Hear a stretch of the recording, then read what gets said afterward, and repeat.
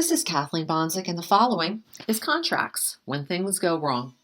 A contract is a legally enforceable promise between two or more parties, and the necessary elements for a valid and enforceable contract are offer, acceptance, and consideration, meaning one party extends an offer, it's accepted by another party, and consideration binds the parties to the contract. There is an exchange of money, goods, or services.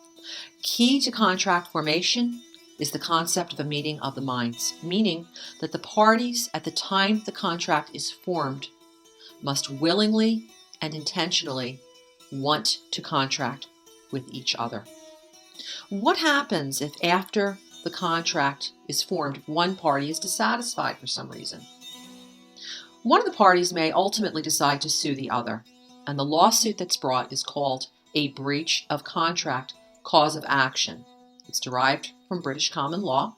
It's usually brought in state court, and the person bringing the lawsuit may ask that the court award him or her money damages or specific performance, which is asking the court to require the other party to perform as promised pursuant to the contract.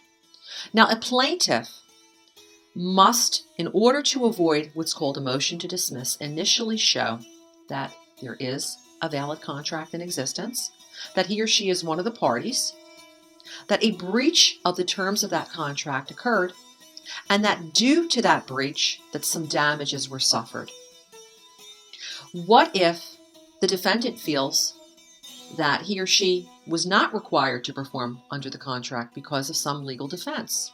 What are the defenses based on the facts of a specific situation that a defendant might bring? One is duress. The defendant may plead to the court that there was no meeting of the minds because he or she was threatened in some way to participate in this contract with the other side. The defendant may show that there was a lack of legal capacity, that he or she was mentally incapable of understanding the terms of the contract or was too young to enter into it.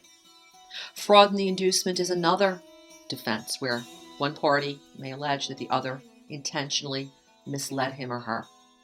Statute of frauds is a defense that may be available if, per state law, the contract was required to be in writing, and it's not. It's a verbal contract.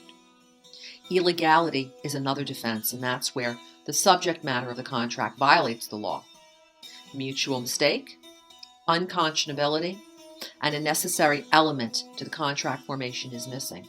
These are additional defenses that may be brought in a breach of contract action.